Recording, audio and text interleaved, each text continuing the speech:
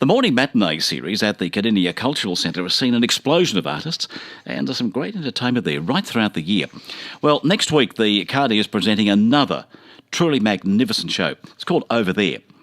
Our Wars in Hit Songs and Stories.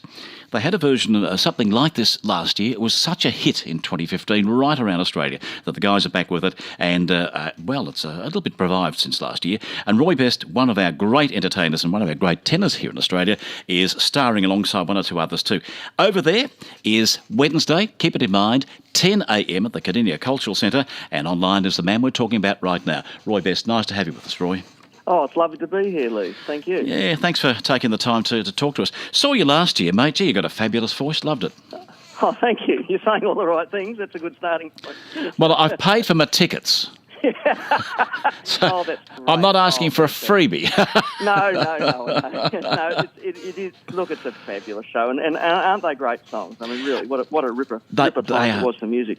You know, you sit there in the audience and you take them back to the war years, and it's very, very clever. We have the First and Second World War. You touch on Vietnam as well, which is lovely. Some beautiful, beautiful songs.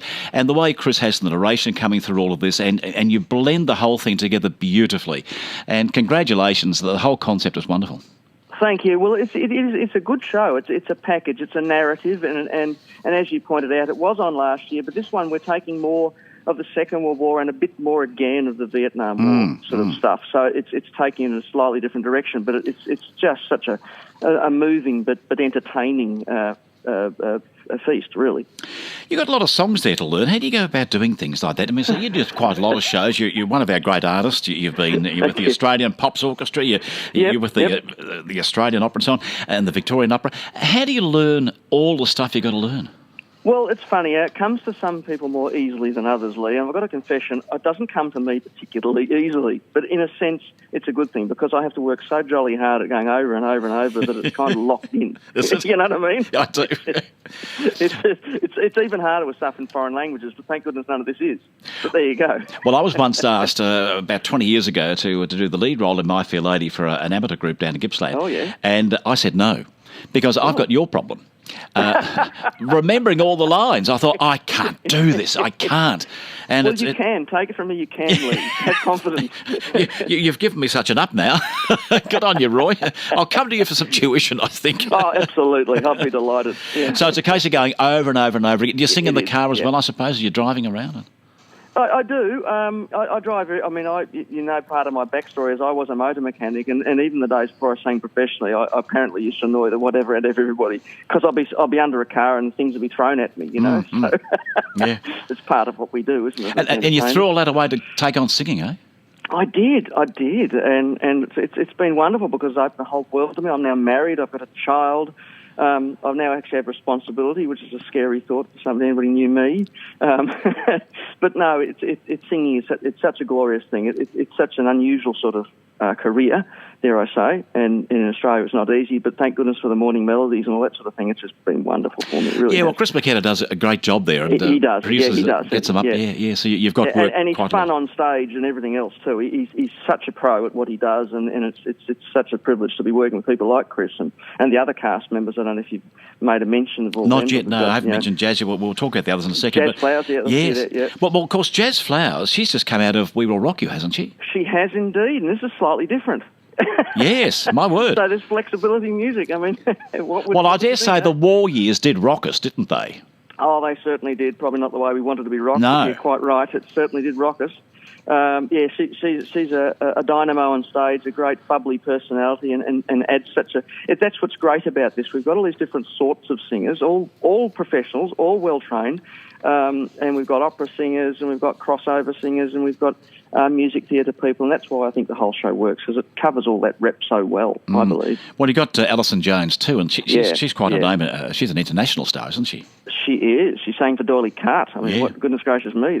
Absolutely. Yep. Yeah. And your pianist is Len Forster, of course. The pianist. Len's a national treasure. He should be, even though he's not Australian-born. He should be. Yes. He's from South Africa. We'll excuse him for that. We will excuse him, but what a delightful man and a beautiful person, and it comes across in his music, and everybody just, walks over cut glass to have him play for them. He's just that sort of guy, really lovely man. Yeah, look, a great pianist. And the thing about your presentation, all this, there's a little bit of ad-libbing in all too, because things are going to go wrong on the day, aren't they? You hope they're not going to, but you ad-lib yourself around and no one's going to know, are they? No, well, look, that's the thing about performing, is that you certainly have a very well-structured program and dialogue and all that, which we do definitely have. But there are some things you've got to be able to, go with the punches, as they say. And there's a bit of a session Chris and I do together, and you never know quite what's going to happen with that, so it has to be kind of ad-libbed. I think there's a bit of that last year, I remember too, and it was quite... You get the laughs, don't you? It's good. Well, absolutely, and that's where it works. I've had a bit of experience in my early days doing pantomime, and dare I say, that's helped me a lot, that sort of thing, because children are very honest. I love pantomime, I really, really do. Chris just did a pantomime recently, didn't he, down to Cardinia? Look, that'd be right. I mean, look, Chris is doing 1,000 different things. I can't catch up with him, because we're all going our different ways at different times, and we all come together at different times, Well, I'm sure I'm a different generation to you. I'm 70 years of age, but I grew up with pantomime in the 1950s and 60s at the Tivoli in Melbourne, and of course the Princess, and we've lost those days. And to hear you say about pantomime, that's wonderful, because I think there's a bit of a turn here, and Chris started bringing some of that back to us, and it's wonderful. Yeah, well, exactly. There's a bit of the he's behind you kind of scenario. Not so much in this, but you know what I'm talking about when you say that in pantomime. Yeah. And look, it's a great grounding for artists, performers, or even actors, dare I say, because pantomime, you have to be able to work on your toes. You no matter how much you know the script, you never know what kids are going to do. Well, that's right. And it's a great experience. And you got that yelling out from the audience, he's there, he's over there. Yeah, and of course, you're on that side of the stage. You've got to get to the left side instead of the right. And there's snidely whiplash, that's right. Yeah, and then you say, what on earth were my lines? That's exactly how it happens, that's right. Yeah, but exactly. Not of course, over there, because we're a well-polished and well-oiled machine. Oh, of course. With the Andrews sisters and Dame Vera Lynn and Bob Dylan. That's a treat. The Andrews sisters, what a great session that is. Wonderful. Yeah. Wonderful. It's all good stuff. The Boogie Blues. And look, I'm looking forward to Wednesday. I really, really am. Fantastic. Roy, from the mechanic business into singing, did you have some singing training? What did you do? I did. I mean, it's interesting. I mean, I sang as a little boy, as a boy soprano and all that sort of stuff, and then I got involved in motor racing through being a mechanic and actually actively raced cars, right? As well as working on them. And this is hilarious. I won't bore you to tears, but I got involved in a blind date, and cut a long story short, the girl was involved in the choir. I got back into singing. I started doing singing lessons. Then, it just kept going from there. And that was much later in life, dare I say. I didn't sing for something like 20 years. Well, with the blind date, did she become your wife? No, she didn't. The blind date wasn't the most successful blind date in the world, but it did open, I'll put it mildly, but it did open doorways. It opened doors. And there you were thinking, chivalrous, I'll open that door for that lady. I mean, there was a car door, yeah, okay. Yeah, exactly, yeah. I met my wife now at the Opera House, Sydney Opera House. Actually, I was doing a performance with the Australian Pops Orchestra, as you mentioned earlier, and she saw me on stage singing the Your Tiny Hand is Frozen, Che Gelida Manina from La Boheme, and she fell in love. Go on. I'm not joking. It is so romantic. Story. Yeah. Isn't that beautiful? Yeah. And what year was that? That was back in 2007. Yep, my first professional year too. Yeah. Isn't that a story to tell people? That's wonderful.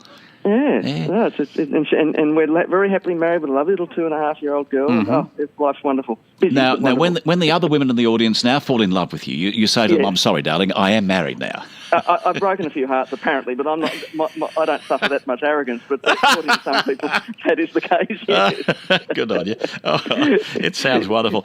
Look, mate, I can't wait to see the show next Wednesday. It's called Over There. There are some tickets still available, so friends, pop along and see it. It's a great space, the Cardinia Cultural Centre.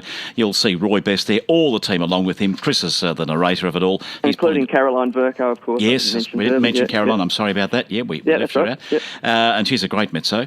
Absolutely. And Jazz Flowers, of course, straight out of We Were Rocky. Look, it could even be possible, friends, that they could go out of the movies and suddenly rock us. You never know what this woman might do.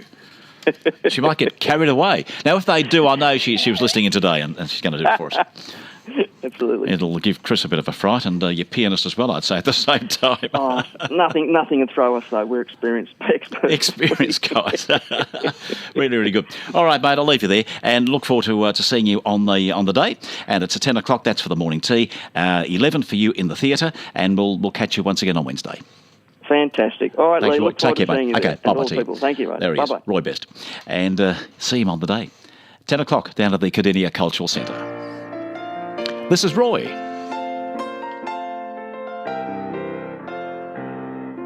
They were summoned from the hillside, they were called in from the glen, and the country found them ready at the sterling call for men. Let no tears add to their hardship as the soldiers pass along, and although your heart is breaking, make it sing this cheery song. Keep the home fires burning while your hearts are yearning.